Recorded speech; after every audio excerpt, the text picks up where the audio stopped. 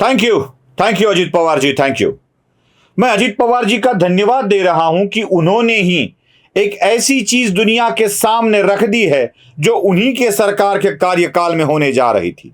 ऐसे षड्यंत्र को अजीत पवार ने ही दुनिया के सामने लाया है, बल्कि उसका मुंह खोल दिया है, उसको उजागर कर दिया है। इसलिए अजीत पवार जी को थैंक यू।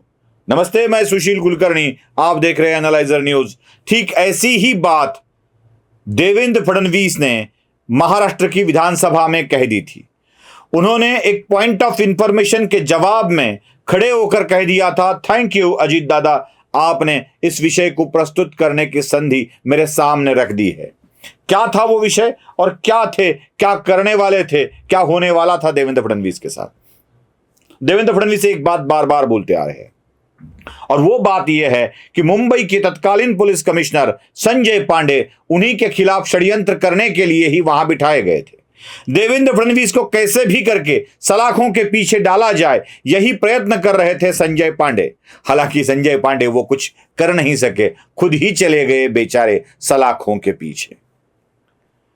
जिनके इसके बम के नीचे ही घनघोर अंधेरा होना, वो दूसरे का अंधेरा देखने के लिए जाया नहीं करते। संजय पांडे को पता नहीं होगा कि किसी एक ऐसे व्यक्ति को जिसने अपराध किया ना हो, उसे झूठ के सहारे अपराध में फंसाकर गिरफ्तार करना बहुत ही मुश्किल हो जाता है। और अपराध करने वाले व्यक्ति को अंदर डालना कोई बड़ी बात नहीं होती है। देवेंद्र फडणवीस ने यह साबित कर दिया। वो फडणवीस को फंसाना चाहते थे झूठ के सहारे, लेकिन वो फंसे नहीं और संजय पांडे ही अंदर चले गए। मैं बात कर रहा हूं अजीत पवार के उस विषय की जो षड्यंत्र को खुला करने में वो ये रहे, मददगार रहे। अजीत पवार ने महाराष्ट्र की विधानसभा में एक पॉइंट ऑफ इंफॉर्मेशन का सवाल पूछा। सवाल ही पर्सनल था। मुझे नहीं लगता कि ऐसे विषय को भी सदन में लाना चाहिए था या नहीं लेना चाहिए था, क्योंकि देवेंद्र फडणवीस की पत्नी अमृता फडणवीस ने एक खुद पर्सनली FIR दर्ज करवाया था मुंबई के एक पुलिस थाने में, जिससे वो कहना चाहती थी कि मेरे खिलाफ ऐसे मुझे फंसाया गया है, मुझे ब्लैकमेल किया जा रहा है, और उसके खिलाफ FIR दर्ज करके गुनाह भी रजिस्टर्ड हो गया था। लेकिन इसी विषय को HMV मीडिया ने अपने अपने फर्स्ट पन्ने पर छापना शुरू कर दिया था और अजीत पवार ने यही एक मुद्दा उठाकर देवेंद्र फडणवीस की खींचनी चाहिए और पूछा कि ये गुनाह क्या है, आप DCM हैं, आप गृह मंत्री है, कृपया इसके बारे में खुलासा करें। अजीत पवार को इसको तो पीच करना था फडणवीस को, लेकिन फडणवीस एक ऐसे नेता है जिन्होंने सारी बाजी पलट दी और सारी सच्चाई बता दी कि वो ड्रेस डिजाइनर जो अमृता फडणवीस को बार बार ब्लैकमेल कर रही थी, वो ऐसे व्यक्ति की बच्ची है जिसका नाम है अनिल जयसिंघानी। अब मीडिया की करामत देखिए। इस अनिल जयसिंघानी को बुकी करार देते हुए मीडिया वाले बुकी बुकी बुकी ऐसा ही बता रहे हैं। अनिल जयसिंघानी सिर्फ बुकी नहीं था, सिर्फ गुनहगार नहीं था।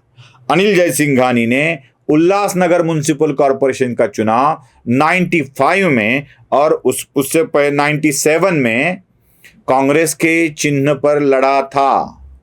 उसके बाद 2002 में एनसीपी के साथ जाकर उसने म्युनिसिपल कॉरपोरेशन में सदस्य के रूप में काम किया था। मतलब अनिल जयसिंघानी को सिर्फ बुकी बताना लोगों को गुमराह करना है। यह अनिल जयसिंघानी कांग्रेस के साथ था, यह अनिल जयसिंघानी एनसीपी के साथ था। इसी अनिल जयसिंघानी के रिलेशंस शिवसेना के बड़े बड़े नेताओं के साथ भी थे। अब इन्हीं रिलेशनों के चलते संजय पांडे को यह पता चला था कि इस अनिल जयसिंघानी की बेटी देवेंद्र फडणवीस के पत्नी के संपर्क में है, क्योंकि यह बेटी एक ऐसी ड्रेस डिजाइनर थी और ड्रेस पहनना या पार्टियों में जाना या गानों के लिए पहनना या मॉडलिंग के लिए पहनना, यह अमृता फडणवीस की एक उनकी खुद की ये थी, जरूरत थी। एक ड्रेस डिजाइनर, एक अमृता फडणवीस, जो एक दूसरे के पूरक थे, वो एक दूसरे से मिल गए, रिलेशन बढ़ गए, बाद में रिलेशन कम हो गए और फिर जब देवेंद्र फडणवीस विपक्ष के नेता बने तो फिर रिलेशन बढ़ने लगे। मतलब साफ था कि किसी कारण से रिलेशन बनाए जा रहे थे उस बच्ची द्वारा, जयसिंघानी की बेटी द्वारा। और बाद में यही हुआ भी। अमृता फडणवीस के साथ बुकियों को पकड़ने के लिए कुछ बातें कही गई, अपने पिता को छोड़ने के लिए कुछ बातें कही गई, पैसे के व्यवहार के बारे में कुछ बातें कही गई, कुछ वीडियो शूट किए गए, उसी वीडियो शूट के सहारे बदनाम करने की कोशिश की गई, ब्लैकमेल करने की कोशिश की गई, और इसी से छिड़कर अमृता फडणवीस ने क्राइम रजिस्टर्ड कर दिया है।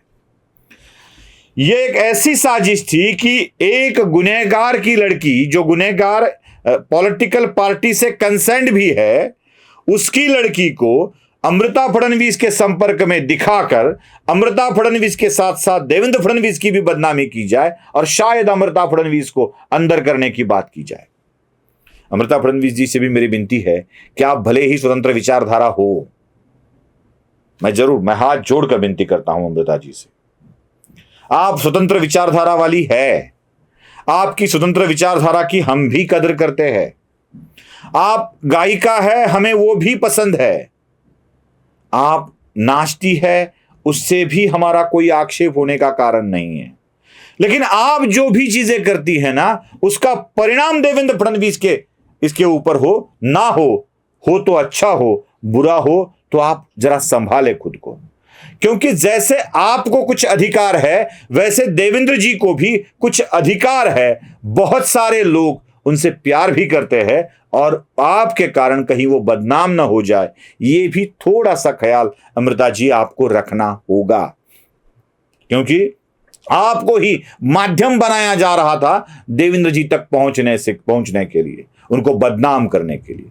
तो ऐसे कुछ नेता लोगों के संपर्क में रहते वक्त होते हुए आपको भी थोड़ी सी सावधानी बरतनी होगी। ये विनती है, सूचना नहीं है, ये इसको हम पीछ करना भी नहीं कहेंगे, विनती है आपसे हाथ जोड़कर। इन सब को अटकाने के लिए ही ये किया गया था और यही साजिश देवेंद्र फडणवीस ने खुद होकर विधानसभा में खुली कर दी है, और ये हुआ अजीत पवार के कारण। इसीलिए हम लोग अजीत पवार को बोल रहे हैं थैंक यू अजीत पवार, जो आपने एक षड्यंत्र को खुला करने में सबकी मदद की है। नमस्ते।